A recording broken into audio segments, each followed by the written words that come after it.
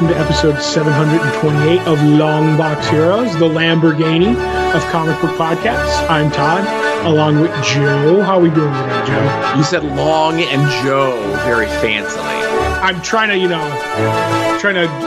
become like an announcer, like you, like take tips from you, you know? Mm-hmm. You need to practice on saying names like Pamela Anderson, Nicolas Cage, Greg Giraldo. These are names that you need to say.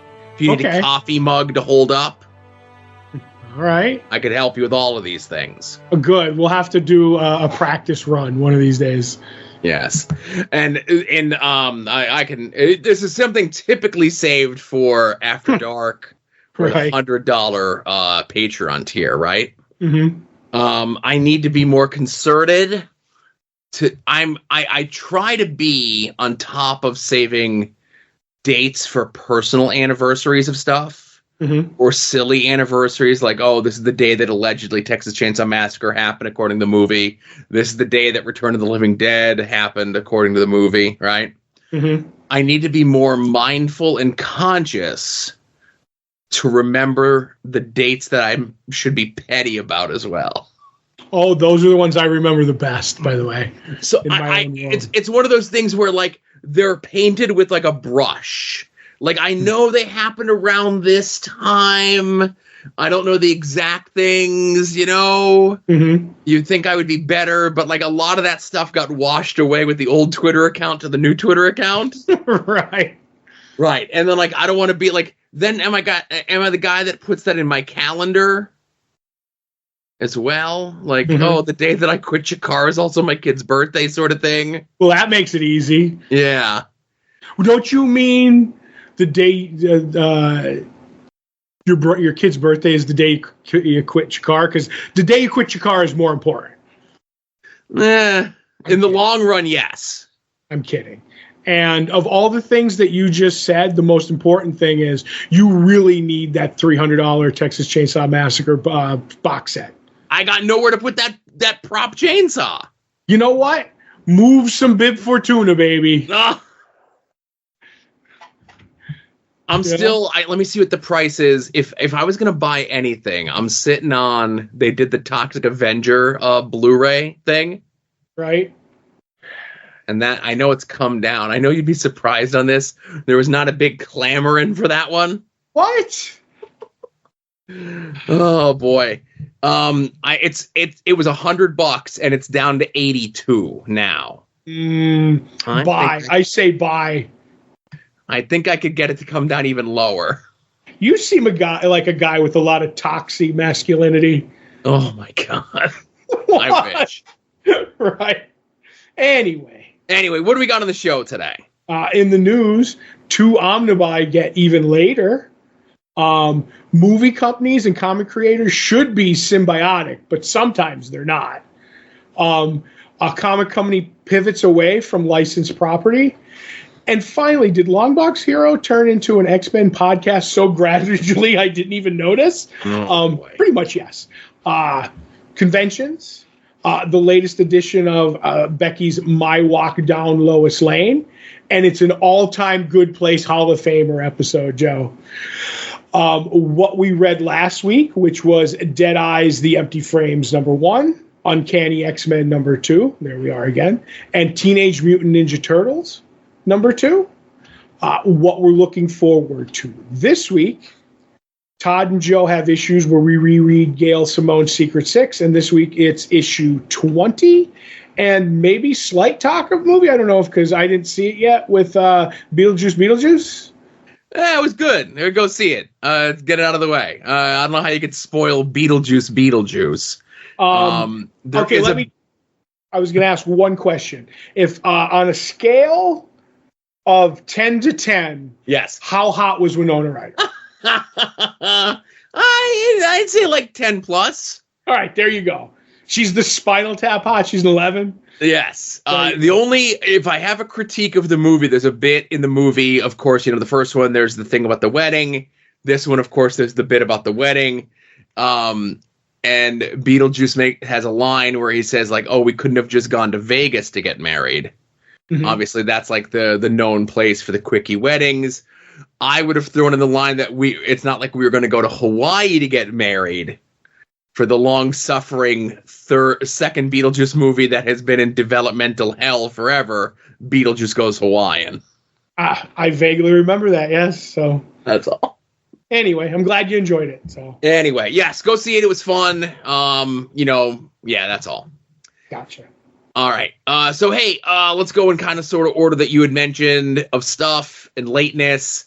The DC versus Marvel Omnibus and the DC versus Marvel Amalgam Omnibus. Both have been delayed yet again, but this time they're delayed to different dates. Right. And I'll say this, at the very least, they're done, which makes it question why they're being delayed. Because on his Facebook page, and again, he's older than us, so this is how these things happen, J.M. DeMatteis posted a picture of his comp copy that he got. Okay. So they're printed. They're done. The people who worked on the books have them. Yeah, so this is from, as we record this was from Friday. Just delivered by FedEx. My DC vs. Marvel Omnibus coming to a store near you. Okay. So they're done. They're sending them out to the creators. I don't know why they're delaying them another month and a half. I don't know. Maybe that was the the early print run to see how they looked, and then they go to the comp people. You know what I mean?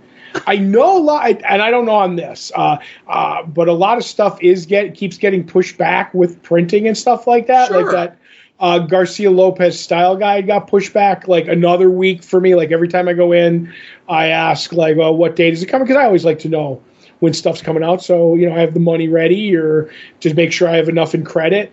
And it keeps getting bumped back, and other hardcovers and omnibuy and certain things. I don't know if there's like a paper shortage again or something, but it seems to be weird again with stuff getting priority over other stuff, if that makes any sense. Right. And again, I get it, priority, what have you. Maybe these are like the first print run before they decided to do whatever, right? But they're done. They're out there, right? J.M. DeMatteis has 2 of them in the picture. Mm-hmm. So I don't know. Gotcha. It's just it's very confusing. I wish he didn't post that picture because it's been haunting me for the last 4 days. I know how you are, so. Yes.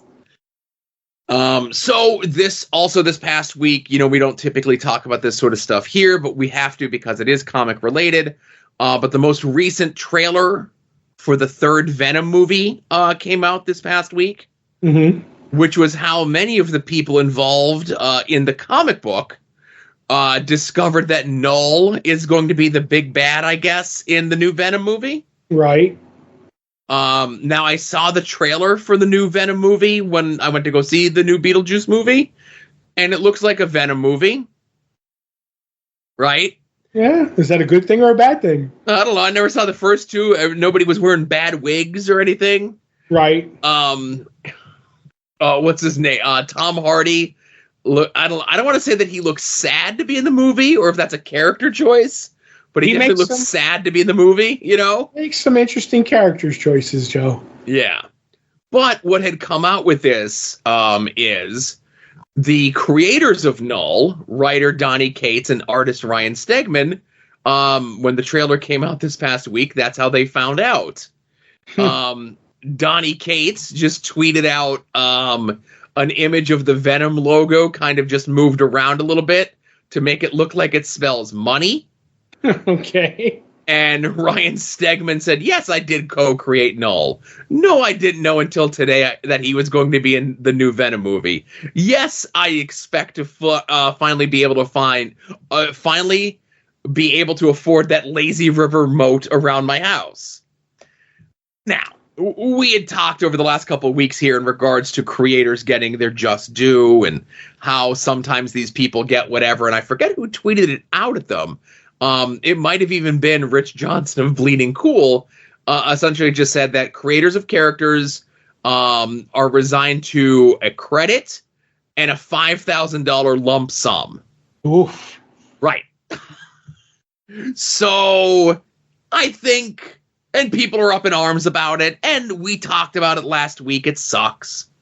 But I think at this point, or it was a couple weeks ago, we were talking about like the art being used, but like having a creator be in the like a creation of yours be in the movie. I definitely think that Ryan Stegman, at least publicly, and Donny Cates publicly, are having some fun with it. Mm-hmm. Unless he got an estimate on that lazy moat river and it's only $5,000. Right, it could be. Yeah, I'll dig him a moat. I got some guys. But yeah, here's my take on it. Knowing about it, I understand maybe not telling them unless you'd have to go to them and be like, hey, we got some news and you have to sign this NDA before we tell you. Because that leaves it up. If nobody knew Null was the villain up to this point, then that they kind of wanted to make it a surprise for whatever. And the more people you tell, and the more people that don't have anything riding on the movie, just blab. It's like, oh, I found out Null, 4 months early on the plan when they leak the footage or whatever they do, blah, blah, blah. But I definitely think they should get paid, or they should have been in the movie and made more than what they got for creating the character, like Ed Brubaker. So, and I think in the same article, Rich Johnson also suggested or recommended that hopefully they kept their comps of the first appearances of Null. Mm-hmm. And already have them slabbed at 9.8 or higher, and maybe they could recoup some of that money, the movie contract money, off of selling those. I know Ryan Stegman's probably going to get, he could add a 0 to his commission fund now for doing it all. Anytime that happens, it's like, all right, I'll draw you, a spot from Spider-Man for $100, but I created Null. So that's $5,000. Mm-hmm. I'm going to get what that they pay me for having him in the movie. Yeah, but like I said, it's if you work for Marvel or DC, and we've talked before that seemingly DC is a little bit better when it comes to those sort of things. Mm-hmm. We always point to, was it Denny O'Neil who said that them using KG Beast in one of the Batman movies? It was Jim Starlin. Jim Starlin, that's who it was. People forget that he created KG Beast. Right, so he created KG Beast, and because they used him in the third Batman, was he in the third Nolan Batman movie, or was he in the new Matt Reeves Batman movie? He was in neither of those. What was he in? He was in Batman v Superman: Dawn of Justice. That's okay, thank you. Yep. So because KG Beast was in that, I think Jim Starlin said that he was able to take his family on a nice long Italian vacation or something. Right. Yeah. And I know Phil Hester has said similar things because onomatopoeia was used on an episode of Arrow, maybe? Yes, and he was in an episode recently of the new Batman cartoon. Right. So based on those, he was able to get, some nice paychecks out of those. So, obviously it's good that DC seemingly, and again, from the, we've talked before, and again, I feel bad, I forgot the creator's name who did Black Lightning, where the likeness for the McFarlane figures, and I think the figures and the TV rights are a little bit different. It was the Captain Carrot guy. That's Scott Shaw. Scott Shaw. He had mentioned about that, and then people stepped in, and then he's like, oh, no, everything's good now. I'm getting a check or something, right? Yeah, he's like, Levitz is looking into it. You know what I mean? I can't imagine anyone who thinks Paul Levitz is a bad guy. And the Black Lightning creator, Tony Isabella. Thank you. Thank you very much. Being the fact checker of me just saying, some guy created a comic. The guy with the hat, right? Guy who stands up and walks around a lot. Oh, Rory Calhoun, I know. There you go. But like I said, there are times where a DC person has to maybe complain a little bit to get the grease on the wheel, if you will. Mm-hmm. But it seems at least at Marvel, it's just here's your $5,000 check and keep moving. I recently heard from somebody in comics that the greasy wheel gets the gets the firing. You know what I mean? That's what I heard. I think it depends on the regime, maybe, and what you say too. But yeah, but I think that's different if you're pitching something versus something you pitched already, and they decide to create a mass marketing empire around it or in it or whatever. Mm-hmm. Speaking of people that are trying to create their own mass market empires, IDW has been going through a lot of changes lately, and it's tough because they've been in the news a lot, but a lot of it is like, oh, we fired like 15 people and we hired one guy to take their place, you know? Mm-hmm. Those aren't fun stories to talk about. No. But I guess what are fun stories to talk about is, with whatever corporate restructuring that they've done, they have a two-pronged attack, which actually has 3 extra prongs on it that they're going to roll out at New York Comic Con. Right. The new CEO, Davadi Jonas, is looking to do a horror imprint. Horror is hot again because of the Oni Press stuff, I think. Image has seen some success with like Creepshow and some other horror-themed books. Mm-hmm. Dark Horse has had some success for it. And, everybody always likes to point out, like, imprint, horror, Vertigo. And Vertigo is more than that, but it's a simplification of things, right? I think you mean Black Label. No, I mean Vertigo. No, I know. So they have that, and IDW also came out and said that they are looking to pare back on licensed properties. And again, they have a lot of licensed properties. I think they have like Star Trek and Sonic and Godzilla and Ninja Turtles, but I don't know where Ninja Turtles falls in with that. I don't know if they own the rights for that or how they're doing that. And I know Ninja Turtles is like their biggest book right now. Right. But they're looking to go away from the more licensed properties and trying to do their own creator-owned stuff. Their 3-pronged attack on that is to do crime stuff, to do a superhero universe, which I think they're a couple years late on.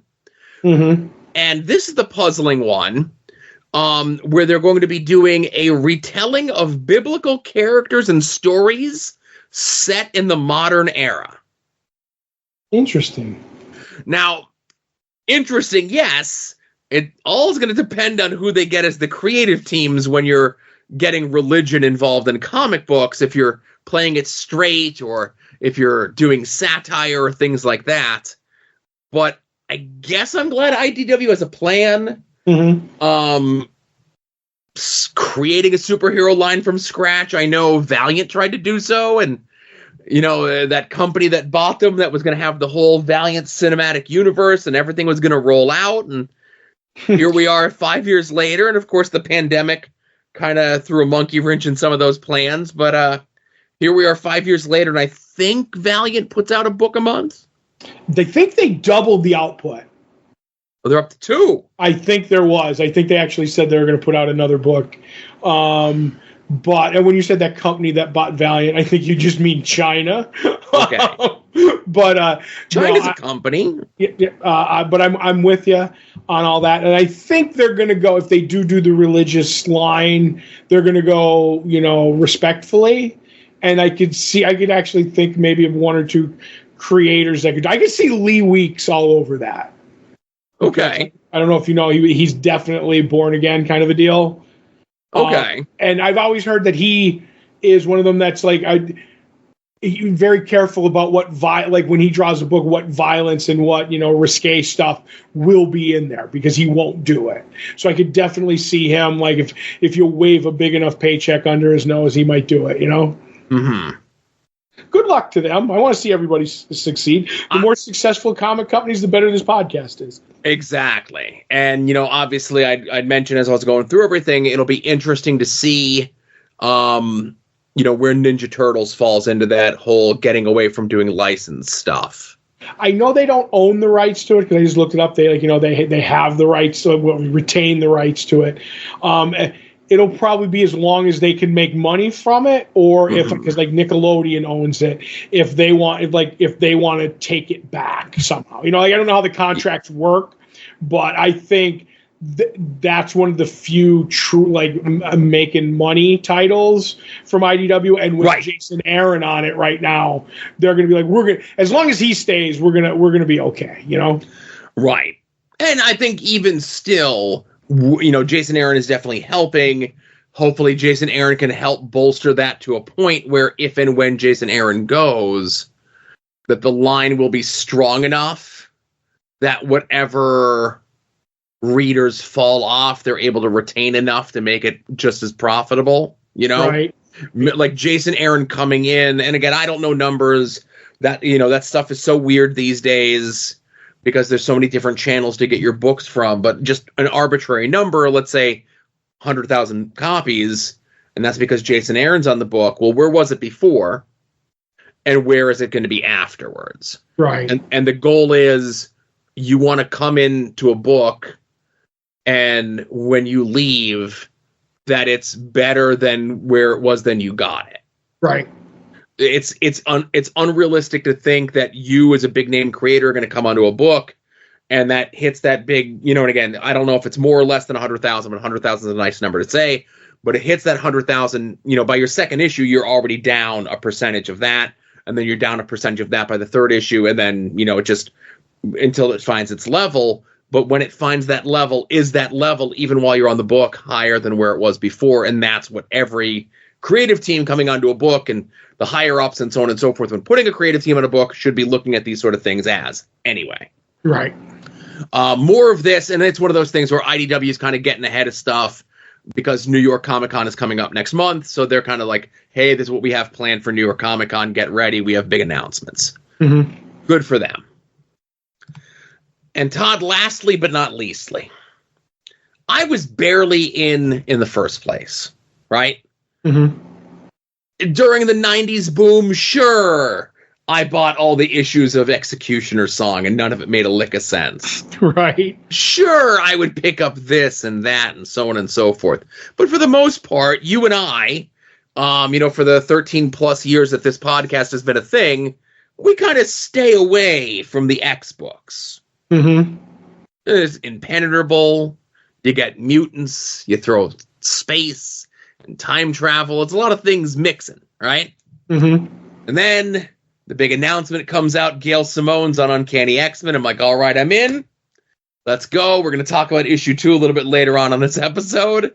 Right. And then just this week, they officially announced that starting at the end of the year, we're already doing a crossover, Todd. Yep.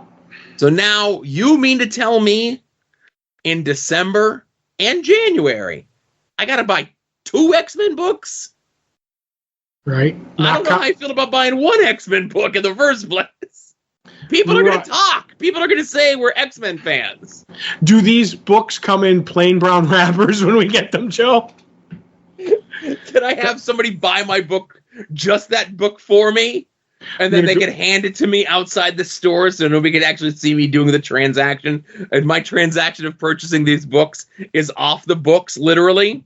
Yeah, I'm going to buy, if I buy them, I'm going to get my trench coat with the collar popped up and my Irish derby pushed down on my nose when I do it. And I'm the Phantom Stranger's here to buy his X-Men books. Yeah, that's not Todd. He's in a white t-shirt. My goodness. So, but yeah, that's how I'm going to do. I'm going to go in with gray pants on and a white t-shirt. Nobody will recognize me.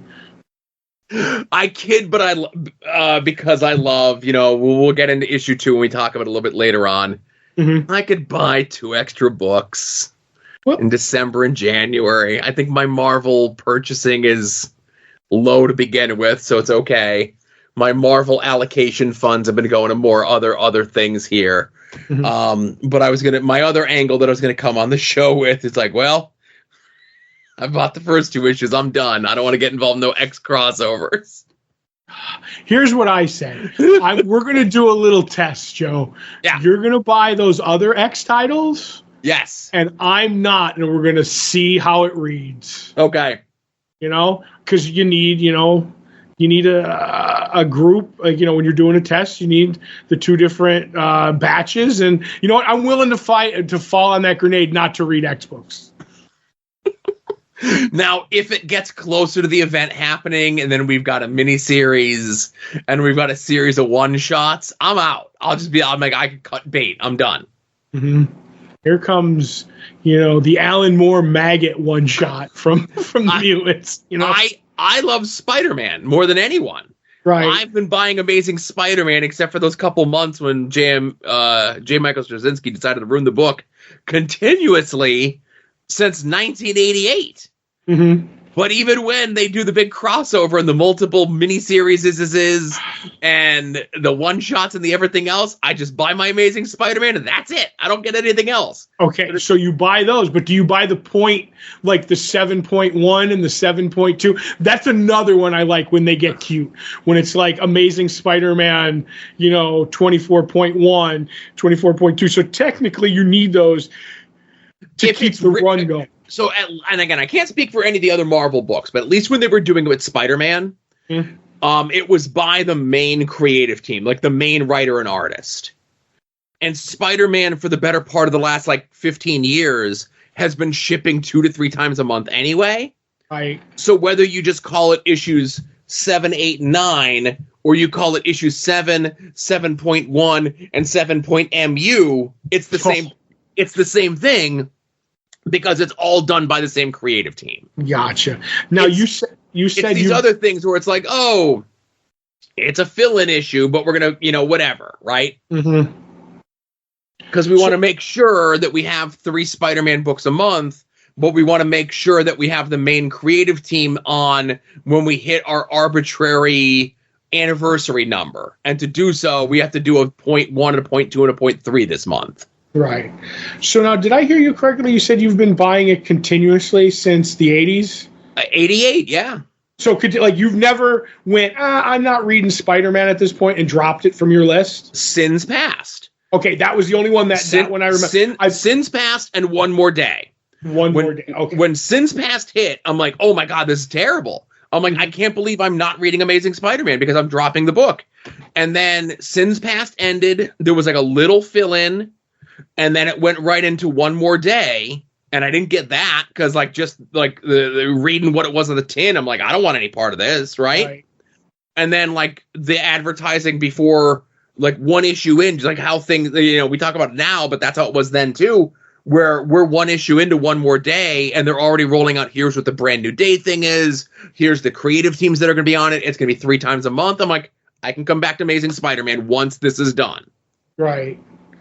I'll say this. I'm glad you're the Spider-Man completist and I'm the Flash completist. Yes. Because, boy, I didn't get any, Flash .1s or, you know what I mean? They might do a crazy miniseries every now and then, but it's constantly the one, just the one run of books.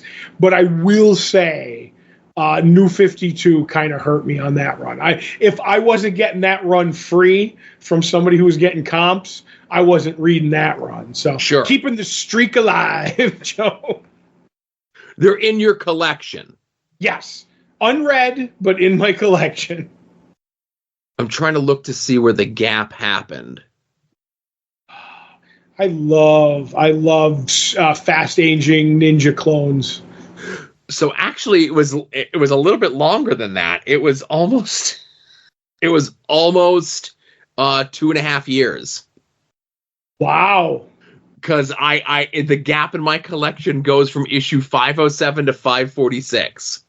No, never thought if you found those cheap, you would go back and get them just to plug up the collection.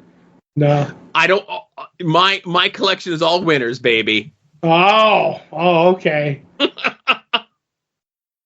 I don't want me to pass. And then somebody goes through my collection and finds out that I was a Spider-Man fan, but had those in my collection. Right. Fair enough. See, I don't care. When they go into my house and I'm gone, find whatever you find. I'm good with it. My legacy stands on its own. Well, a place that we can go and find books to fill in those gaps, of course, would be at conventions this weekend. Mm-hmm. And there is a fan expo in Edmonton, Alberta, Canada. But there's not a ton of people there. Right. Because everyone's at Baltimore this weekend because it's Baltimore Comic-Con. Except us. Yeah, except us. I will say this, obviously life gets in the way, extraneous circumstances, et cetera, et cetera. I am going to make a concerted effort for next year, for 2025. I mentioned it on After Dark that my wife was like, out of nowhere, she's like, we haven't been to a convention in a long time. I go, all right, well, let's go to a convention. But I'm going to make a concerted effort, 2025, go to Baltimore. I'll say this because I kind of, I mentioned on the thing that I'm passing this year, but I didn't even put in for the tickets for us this year because my first half of the year was so messed up that I was like, because I always put them in for the both of us, knowing most likely you're not going to go. But say on the off chance anything happens, you have the free ticket. But I didn't even do it, and the date passed, and Josh was like, "Oh, do you want to go?" And I'm like, "I don't have the free ticket. I don't know if I want to go." But I definitely will keep my eye out for the press passes for next year and give you the Iggy as soon as it happens, because I still, like, every time I ever did the email, it was me who dealt with the guy. He's like, "Oh, Todd, blah, blah, blah. And if you want to take one for Joe too," and I'll be like, "Yeah, I don't know if he's coming, but it's better to have it and not need it." Yep. You know what I mean? And he's like, "Okay, they'll be at the desk for you." So. And I appreciate that. And of course, that'll be next year, but we'll cross that bridge when we come to it, of course. But the links for both those conventions are in the show notes. If you're in the Baltimore area, reach out to Brett and DJ, who are seafood aficionados in that area. And if you're in the greater Edmonton, Alberta area, of course, check out Fan Expo this weekend. But like I said, the links to those will be in the show notes for the episode, along with information about the soon-to-be-named network at soon-to-be-named-network.tumblr.com. Anytime any of the shows go live, certainly you could find them through your podcatcher of choice. Certainly you could find them on their own individual websites, but of course, one-stop shop for all the shows in the soon-to-be-named network at soon-to-be-named-network.tumblr.com. And that includes, of course, this show that you're listening to right now, Longbox Heroes, Longbox Heroes After Dark, Puzzle Warriors 3, Profane Arguments, Wings on Wings, Porch Talk, We Need Wrestling, Final Wrestling Place, At Odds with Wrestling, Hayabusa's Speed. I don't know. That's a thing. I don't know. We'll see. But be sure to check out our friends and the stuff that they're into and up to in and around the internet. Go check out our friend Mike's blog over at progressiveruin.com. And I say our friend Mike Sterling, retailer extraordinaire on the West Coast. Go check out our friend Kevin's site over at Hellion'sTeam.com. Again, he's kind of cleaned up the site a little bit. He's got a link to his YouTube, and he's been putting a lot of stuff up on his YouTube page lately. So that's a quick way to get there. Go check out the Chop Shop, Rick Williams Chop Shop, freekarate.storenvy.com. He's got a bunch of resin, figures, pins, and stickers, all based on sci-fi, fantasy, wrestling sort of stuff.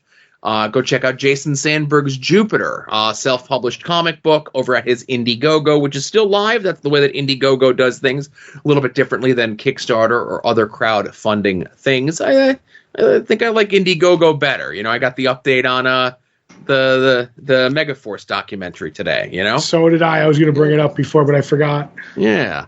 Go check out Chris Runt's Battle Monsters, again, digitally or in print, over at his site, fortressofcomicnews.com. Our friend Davey of the band Cave People and of the side project No Fire. His website, Cave Domain Comics, where you could purchase in print and digitally his self-published books. I think his music side project might be putting a delay on whatever new stuff on comics he might be doing. But I don't know, go support his music as well. Yep. Good guy. Yeah, and if you do not have a comic book store in your area, or you do not have a good comic book store in your area, let our store be your store. Comics on the Green. We have the Facebook page linked up. Anytime the books are in, you get the preview on Tuesday. You got the full announcement on Wednesday. You got the announcement about the final order cutoff dates for the latest and greatest and hottest books. And I got a bone to pick with pretty much everyone at that comic book shop. Uh-oh. I see all of them tweeting out that they got a chance to read the new Absolute Batman book. Right.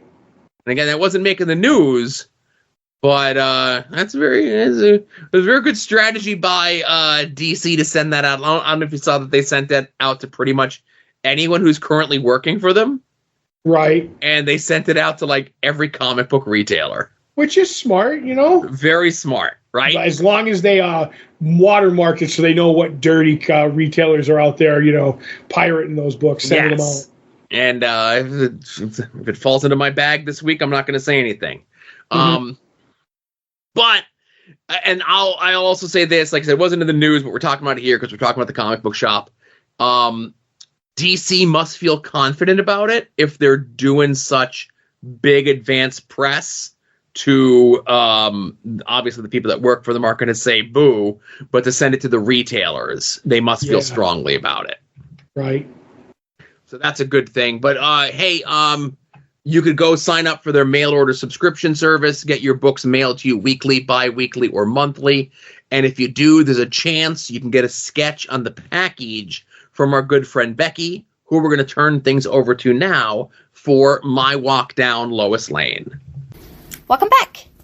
We are going to take a break from Lois and even romance comics, and I want to talk about a comic that is technically a Western. But, quick disclaimer, we are going to take the very long way around to talk about this book. Please stay with me, you may learn something. This is going to be a chaotic semi-rant, but this is my segment, and Joe said that I can talk about whatever I want. We are going to start in 1792. A company named the National Biscuit Company, aka Nabisco, started their company making the snacks and cereals that we enjoy today. Side note, there's a very interesting backstory to Graham Cracker that can be summarized as the original creator, Sylvester Graham, was a health-conscious man who made the crackers as a religious thing to keep kids on the straight and narrow. They tasted not great, but he ended up creating whole wheat flour, fixed the crackers, and sold them as a healthy food item for people. Nabisco acquired the cracker using opportunities, named it after him, and added ingredients that are probably keeping old Sylvester spinning in his grave until this very day. So, after the Second World War, again, I told you, long way around, stay with me, cereal consumption rose with the baby boom, and sugar became a massive selling point. When television came around, the mascots appeared, the earliest being Tony the Tiger from Kellogg's. He had a little kangaroo companion, but they phased her out. In the late 1950s, Nabisco created the absolutely cutest little cowboy named Buffalo Bee. He's the mascot for cereals known as Wheat Honeys and Rice Honeys, because they weren't made with sugar. They were made with all-natural bee-licious honey. Can you see why I like him? Adorned with a little cowboy hat, 2 pistols, and a rope, he was featured in several commercials, had his own little jingle, and was voiced by the same actress who gave us Olive Oyl, Betty Boop, and Little Audrey. She has her own comic.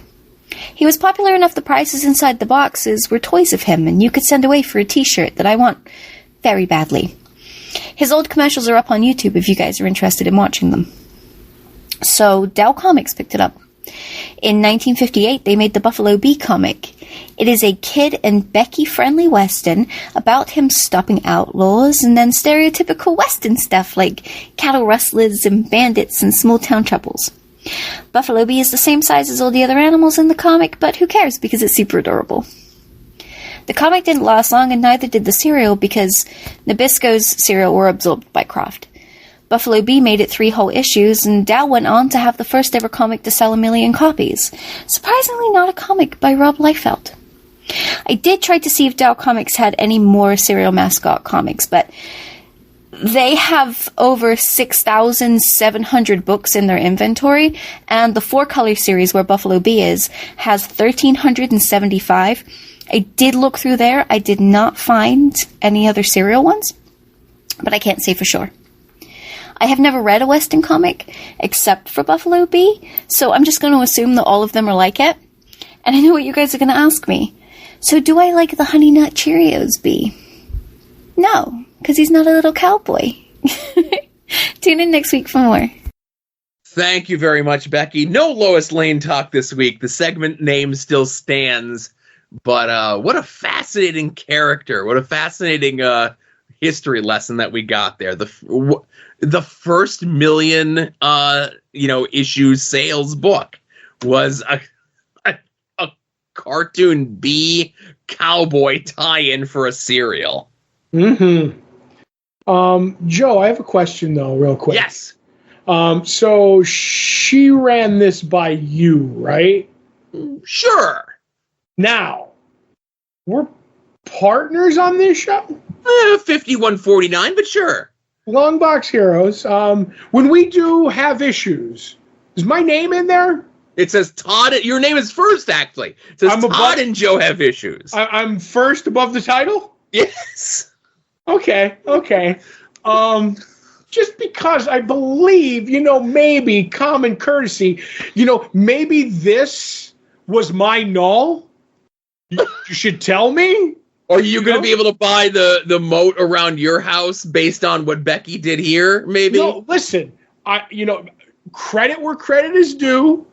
This was, in the world of movies, this is $1 billion blockbuster. This segment that she just did about a little honeybee that, she's back. Listen, she started the segment like a few years before Columbus, arrived, or a few years after Columbus set off for America.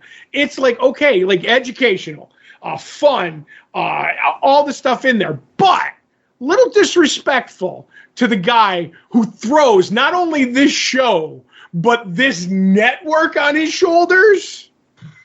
That, and if you think this is, and if that didn't even get me hot as much as this is what Westerns are, oh my God, Joe. Oh my God. I had to take a nitro pill. After hearing that. And I laid down and I called my cardiologist and said it's going to be okay. But that being said, the only thing that's going to keep her from getting into trouble with me, Joe, is, like I said, Hall of Fame segment this week, Joe. Hall of Fame. Definitely. And, we're going to get to a point where we release the episode later on, next time that we have a break or a time off or whatever it is, where it's just up to that point, all the previous, Lois Lanes. And I think this would be like a good capper at the end of it, Oh, yeah.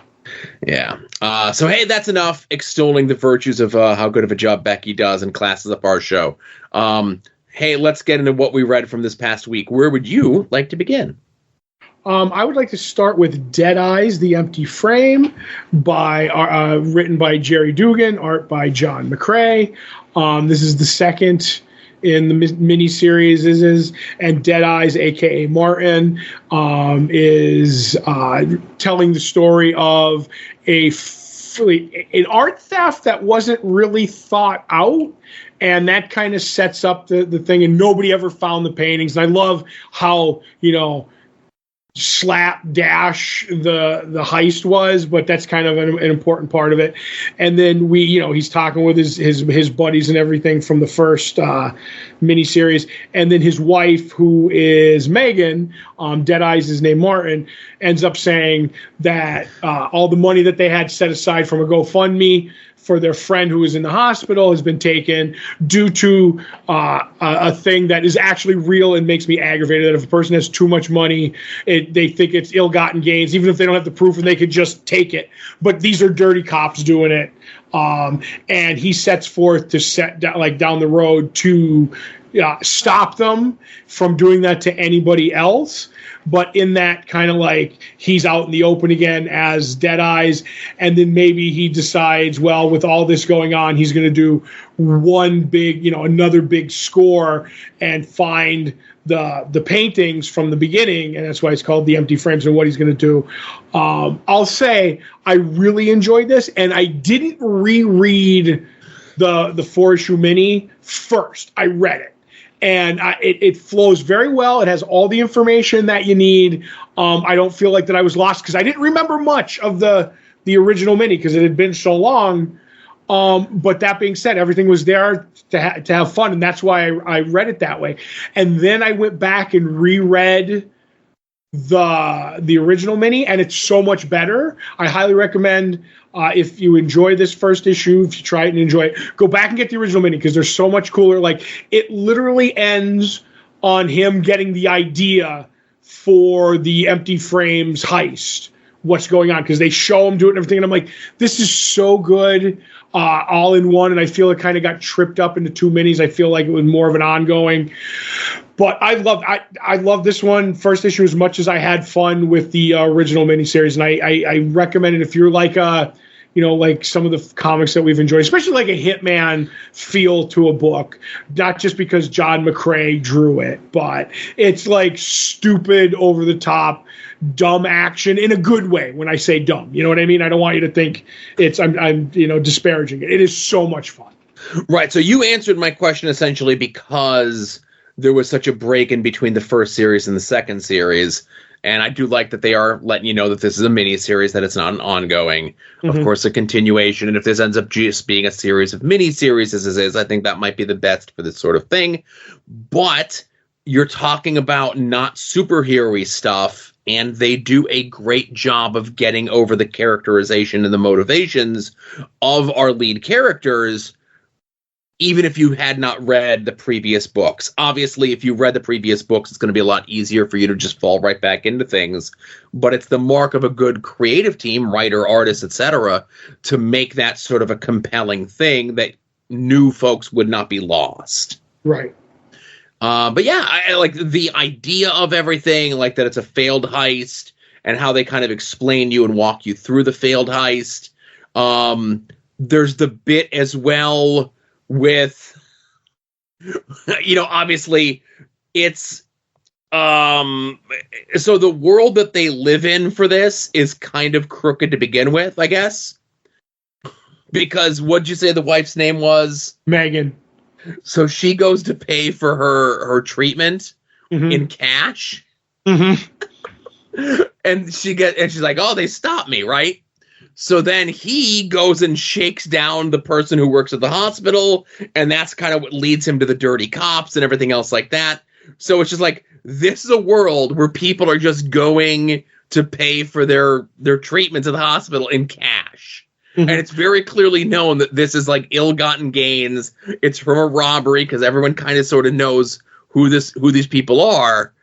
And who Deadeyes is and the whole thing like that. So I thought that was a fun bit as well, to kind of like thread the needle of like getting him from that to the person who works at the hospital, to the dirty cops, to the people that work at the museum, to say this is what I want you to do. But again, I want to be able to go and pay for my medical treatment in cash as well. I don't need no Napoleonic flags neither, Joe, so... But this is definitely a fun book. Check it out if you're into that sort of thing. What's the... And again, I don't want to say unsavory, unscrupulous, but definitely characters that may not have redeeming qualities, but are still lovable anyway, right? Right. Yeah. So one of the other books that we both read from this past week would be Uncanny X-Men #2, written by Gail Simone with art by David Marquez. This is the continuation of the little makeshift team that we have of our X-People, which is Rogue, Gambit, Wolverine, and Nightcrawler. We do get one more person added into everything here, but it's very slowly and easing us into the new world of the X-Men, both post Krakoa age, but also with Gale as the new writer, that it's not scaring someone like me off. I joked earlier during the news segment that like, oh, there's a crossover coming, I'm getting out, or like, oh, I'm 2 issues in, I'm getting out while the getting's good. But the getting is good.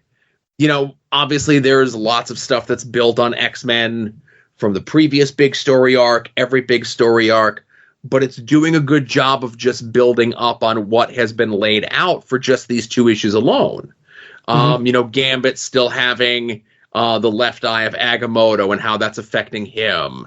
Even though it was spoiled on the covers for issues 1 and issue 2, we get a 5th member of this ragtag group, and everyone kind of gets their moment to shine and get a good character bit for themselves. When this group, Rogue's group, interacts with a bunch of teens that have mutant powers, except for one, and they have the battle, And that's how everything goes in comics. Of course, there's a misunderstanding, there's a battle, and then we talk afterwards.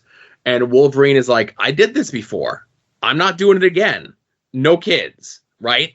Mm-hmm. So you're building off of, like, whether it be the overall gruffness of Wolverine, but you're also pointing to that time when he was the headmaster of Xavier's school, right? Mm-hmm. And then so much of what the X-Men is built around Xavier to a lesser extent, Professor X, and we get that flashback scene that introduces that character, Sarah.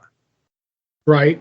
So there's a lot of really good stuff for someone like me who already comes in with a side eye adverse to these mutant books. Yep. That it's easing me in. It's, just giving me enough until it gets to December. We get the crossover, right? Right. But I really like the issue. And it's a beautiful looking book as well. David Marquez's art is fantastic. I 100% agree. I nothing I could add to a lot of that. I like the new characters.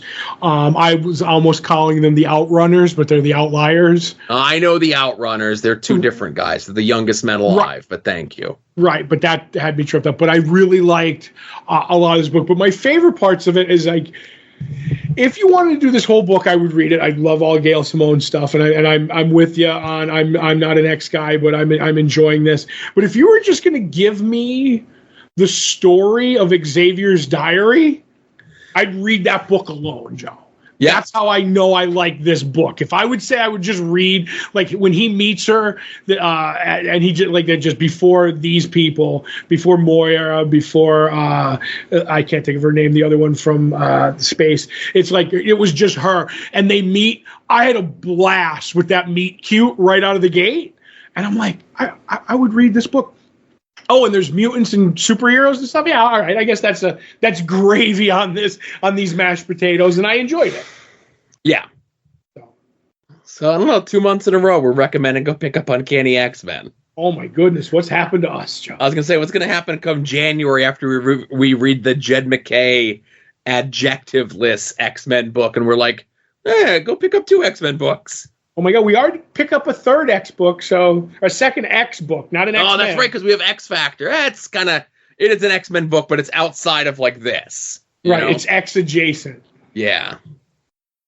So one more book that we read from this past week, and that would be, we talked about it before in the IDW stuff, was Teenage Mutant Ninja Turtles #2, IDW, written by Jason Aaron, art by Raphael Albuquerque, and this is the Michelangelo story.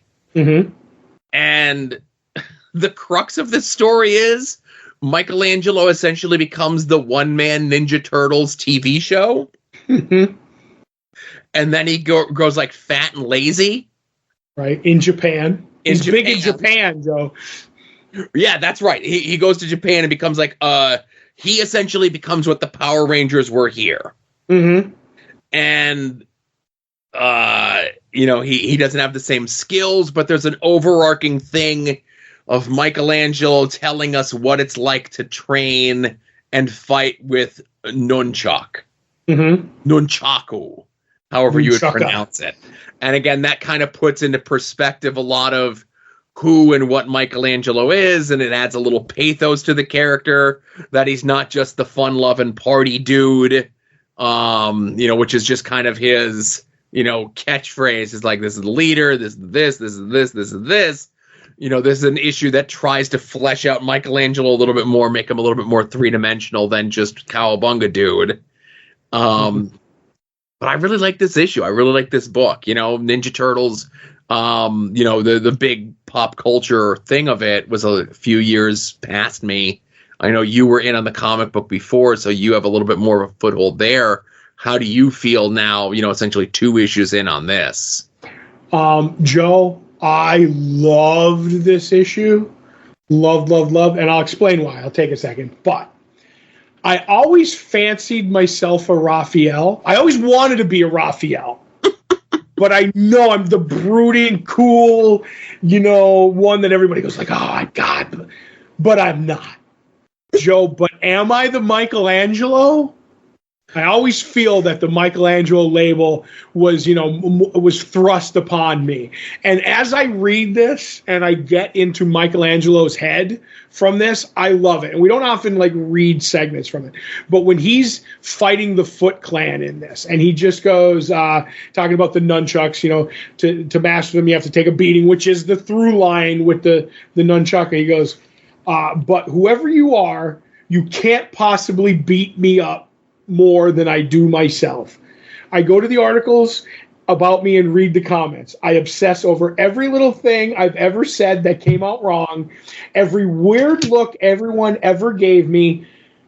Tens of people listen to my podcast every week, and it's not enough to fill the hole inside me. And he just goes, I would say ape, but turtle on the Foot Clan. And I'm like, oh my God, Jason Aaron's in my head and I want him to get out right now. Right now. And you notice, because his show had tens of millions of people, in case you're wondering. I may have changed the wordage there for Joe. But yeah, when I read that, I'm like, oh my God. And giving the personalities of the turtle, and not just, we could do, like I said, the turtles. Leo's the leader. Michelangelo's the goof. Raphael is the serious brooder, and Donatello's the science guy. He does machines, yes. Right, he does machines. That's the simple version. But this is, to me, and is Peter David dissecting Quicksilver. Do you know what I mean? Yeah.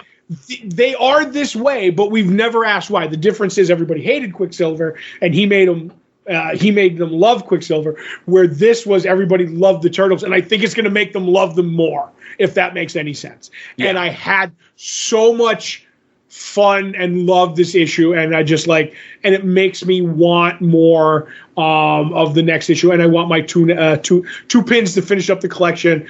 I love this book, Joe. Yeah, it is really good. Obviously, we're predisposed to like this book. We're Jason Aaron fans. And, this book is hitting. So if you're not checking it out, check it out, Yep. Yeah. So that's what we read from this past week. Let's get into what we're looking forward to coming out this week. If you head over to longboxheroes.com every Tuesday around noon Eastern time, we put up the poll post, which is a link to all the books that are coming out this week. Whether you get your books in print, whether you get them digitally, whether you get them sent to your home, however it is, you get your books, be forewarned, be forearmed, know what's coming out this week. Todd and I attempt to guess what the others most looking forward to coming out this week. Todd is currently in the lead over me with one correct guess, even though I have the numbers wrong in the post. But as you're listening to this, you'll never know because I did go ahead and fix it. Right, and you're going to edit all that out, so no problem. No, I know you're not. That's why I said it. So I'm looking over your list, and by the way, I'm on my phone on our great site, Longbox Heroes. I'm going to guess the thing you're looking forward to most is The Moon is Following Us, #1. I believe that's a Daniel Warren Johnson book, so I know you're a big fan. Guessing that's it? It's the new Daniel Warren Johnson book. Very excited for this. Review copy we got a couple weeks ago, but I was just I want to read it when it comes out. I want to, yeah. We could have did a preview review, but you want it hot off the presses. That's right.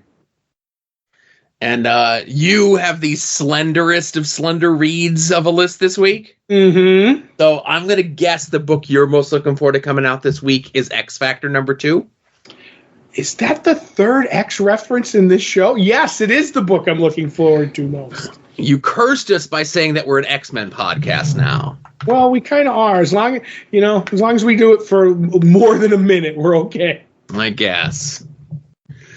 But like I said, X Factor I'm definitely looking forward to as well. But again, The Moon is Following Us. Daniel Warren Johnson new book. I don't know what it's about. I couldn't tell you what it's about. I didn't read a solicitation for it. I just know it's his new book. Creator-owned image. I'm there. Right. While you're over at longboxheroes.com, of course, be sure to check out past episodes of this show, past episodes of Longbox Heroes After Dark. Should I unpin the post for the Pigskin Pick'ems? Yeah, get rid of that because the room is locked. Right. I know you are currently knotted up with about 14 other people for 22nd place. Sure. And I went up from last week. I'm 37th place. I'm creeping up on yous. I would never shame anyone and say, you who watch football every week and think it's real why am I beating you in these picks? But you know, Joe Sposto, the blind squirrel of football picks. That's right.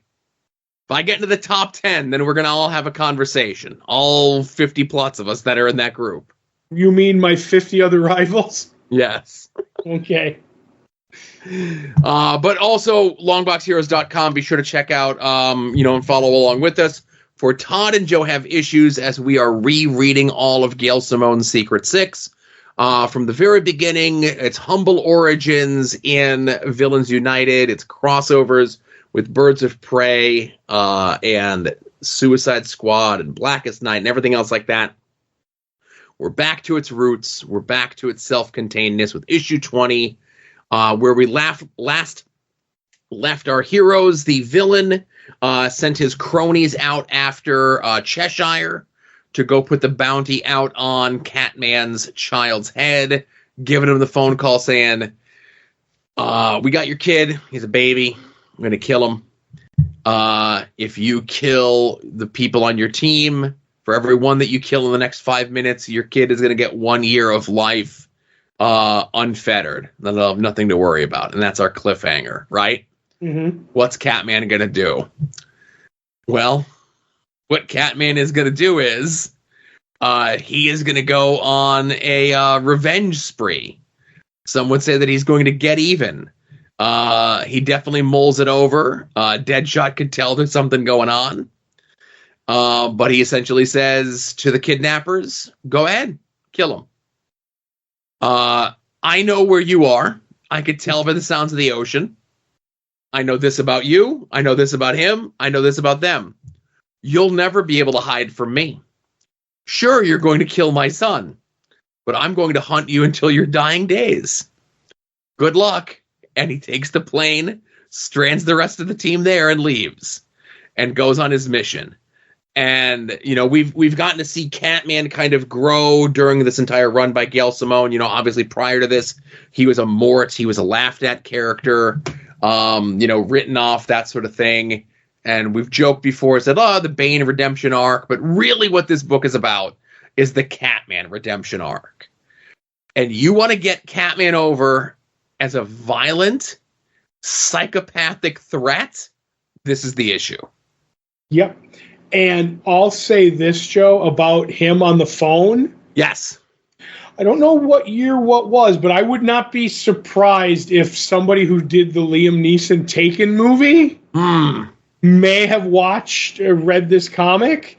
I don't know who you are. I don't know what you want. If you're looking for ransom, I can tell you I don't have money.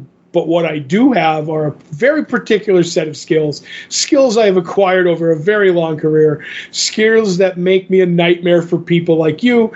If you let my daughter go now, that'll be the end of it. I will not look for you. I will not pursue you. But if I don't, I will look for you. I will find you, and I will kill you. Slightly different, but I feel there's a lot of nods in that to this. And as I was reading it, it is immediately where my mind went to.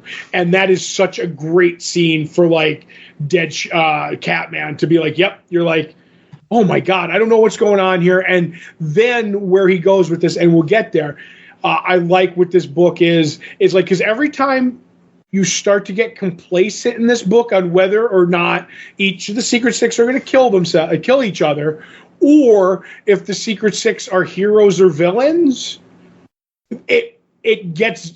it goes one way and then the other, because like what Catman goes off and does is well within his rights because they have his son, but then he goes a little above and beyond more than he has to. And you're like, okay, I never know where the line is with these characters. And that's why I love this book. Right. And, subplots notwithstanding, we kind of get the blow off, at least for now, to the father-daughter relationship between Bane and Scandal. Mm-hmm. Where Scandal is like, listen, I know you're not going to come with us, but he's our partner. He's been with us from the beginning. We need to go and help him. Deadshot essentially is like, well, I'm coming because, I'm gone. I'm done. The things that I've done, there's no hope for me. He goes, but maybe there's hope for Blake. Maybe there's hope for Catman. and I want to make sure that I can maybe I just want to make sure that it's not too late for him, essentially, right? Mm-hmm. And as Deadshot's saying all of this, maybe we learn as the readers that maybe it is too late for Blake, or maybe it isn't, right? Right. And Jeanette and Bane are left home alone, and Bane is very focused on the mission that they've been hired to do. Mm-hmm. And again, rereading this for the first time in a long time, I don't remember, but Bane is like, they hired 6 superpowered individuals, they're going to get 6 superpowered individuals.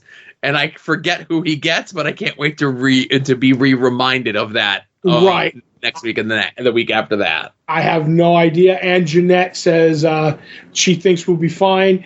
And then she calls Bane something that it is now my life's goal to have a woman call me.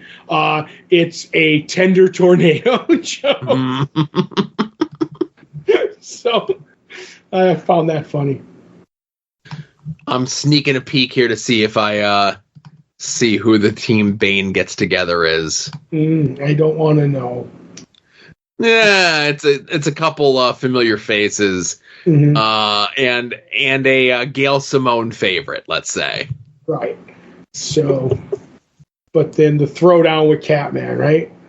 Yeah. So he tracks down one of the folks, and he viciously and violently not only decimates his lady friend, but also him as well. And then the bit with the cape. Mm-hmm. Was a great sadistic bit. It was very shocking coming from what we've seen from Blake during the course of this, but obviously what a parent will do for their child, Yep. I'll say this, coming off last issue, which is the issue I talked about, getting people on. This storyline, and then they get that issue with some of the great lines, and then they see Catman do this and this, and they're like, this book is great. And I honestly think, I'm not saying that, the rest of the book is, going to be not good, but I honestly think remembering this storyline right here is like the book peaking, if that makes any sense. I was like firing on all cylinders, given, beautiful art with Cal Fury. And like I said, every person I gave this book to at the time loved this storyline, went back and kept going to the end. So probably my favorite Secret Six storyline. It's really good. Yep.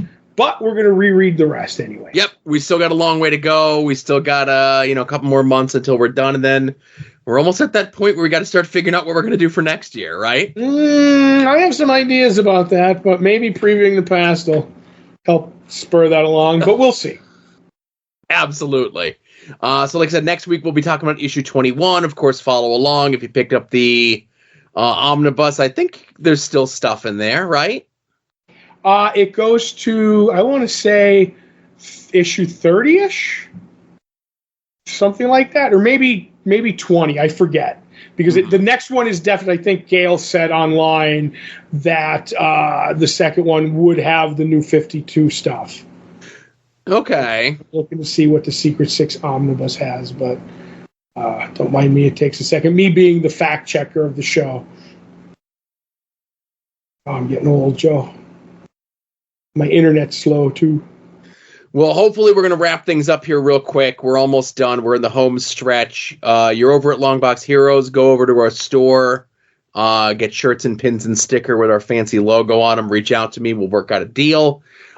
Make some purchases through our eBay affiliate links. Mm-hmm. This site may contain affiliate links for eBay. We may receive a small commission on purchases that you make. You can use this affiliate link at any time you want to buy anything on eBay and support the show at the same time. They fixed whatever problems they had. We got our rollout of the last 4 months of payments into us. Yeah, that roll of money. But the best and greatest way that you could support us, of course, is by signing up for our Patreon, patreon.com/longboxheroes. For as little as $1 a month, you're going to get all this. You're going to get 2 bonus shows a month from Todd and myself. One is Previewing the Past, where we look at 30 years ago, this month's previews catalog, to see what the world of comic books looked like way back then. We also have the full scans of those previews that we talk about up available for you on the Patreon. Expertly done, high-quality scans of those preview catalogs. We also do another show called Comic Book Oddities, where we look at some of the lesser known, more maligned, maybe rightfully forgotten pre-Marvel Cinematic Universe attempts to bring comics to both the silver screen and the small screen. This week we're getting one that happened after the Marvel Cinematic Universe took off. R.I.P.D. We're going to be recording it this weekend. Mm-hmm. Starring Jeff Bridges and R. Double. Sure. Now, I haven't gotten a chance to watch it yet, Todd, but already a 95-minute runtime. Let's go. That's what I like for these shows. That's what I love. $5 level is going to get you those two shows 2 weeks before everyone else. It's also going to get you After Dark 2 days before everyone else. And so you can listen to these shows in the correct listening order from when we record them. No matter what level you go in at the Patreon on, you are going to get access to our Discord if you so want. Come over, say hi to everyone. There's all sorts of rooms for all sorts of interests and all the other shows on the network as well. And even if you don't pay us money, go sign up for the Patreon on the free side because I put this show and After Dark up on there. If you're an RSS person, it's one RSS feed. You get the two shows through that. If you sign up for the Patreon, you don't have to add another RSS feed. You're already in there. And I think Patreon's doing a thing that if you're a free person, they're going to reach out to you to offer you like a deal to sign up for the Patreon. I don't know. Maybe they are. Maybe they aren't. Patreon adds something new every week just to infuriate me. Maybe they lied and they're not actually doing that. So who knows? Oh, no. But, also, was there something else you were saying? I'm sorry. I think I cut you off. No, you're fine. Secret 60 Honors only goes up to 16, so we're past that. Oh, okay. And we also, and I forgot to put it in the notes, have a art attack this week. Oh, we do? Yeah, from a young tyke by the name of on X at Mang Matt. You may have heard of him. I like to submit to Todd's Art Attack when I get art on my package by Annie the Kitty.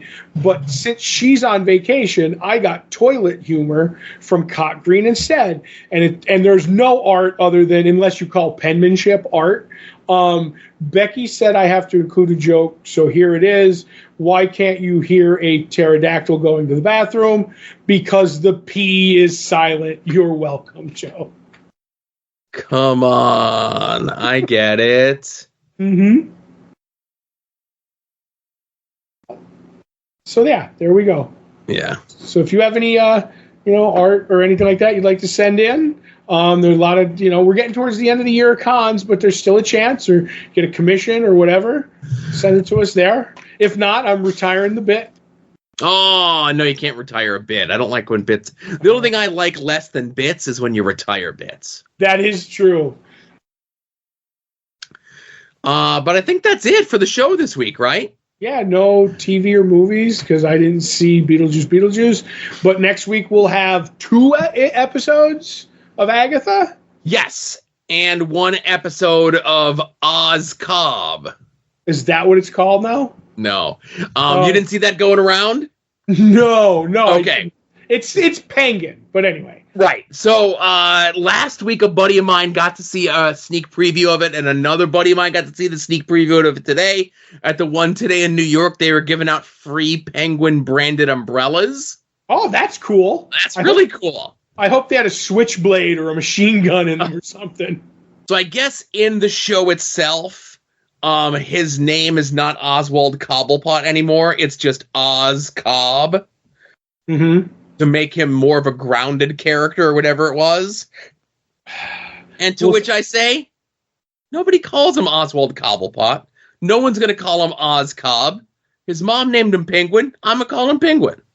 I'm with you on that. I'm going to hold a judgment until I see the show, but I'm leaning towards stupid. But like I said, I'm not going to say anything, just yet. Right, and I know we talked about it before, so the premiere airs tonight on Max of the first episode of Penguin, and then it does not start back up until not this Sunday, but the following Sunday for its regular scheduled time, but we'll have that to talk about next week, and the 2 episodes of It Was Agatha All Along, or Agatha, whatever the name of the show is. Right, and write this down for yourself as we go. 9 episodes of Agatha. Mm-hmm. With 2 the first week. So it'll be 8 weeks for Agatha and 8 weeks of Oz Cobb. Okay. So eight episodes. Because I know every week we go, what episode are we on? So I'm going to try and keep track. You know what I mean? Yes, I appreciate that. I do. Mm-hmm. My mind is fried at this point. You know what? You have no idea. Yeah. All right, everybody, thank you very much for listening. This was episode 728 of Longbox Heroes. For Todd, this is Joe saying we'll see y'all here next week. Remember, be a faucet, not a drain.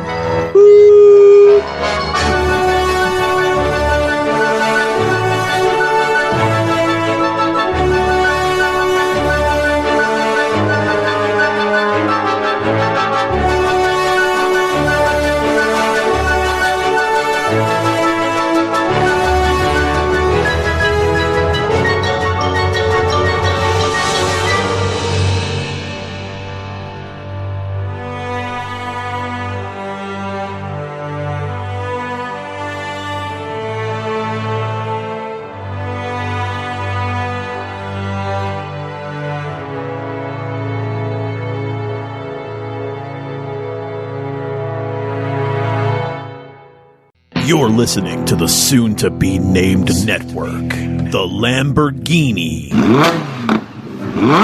of podcast networks. The Rob is a Longbox hero. The Rob is a Longbox hero. He gives us five stars.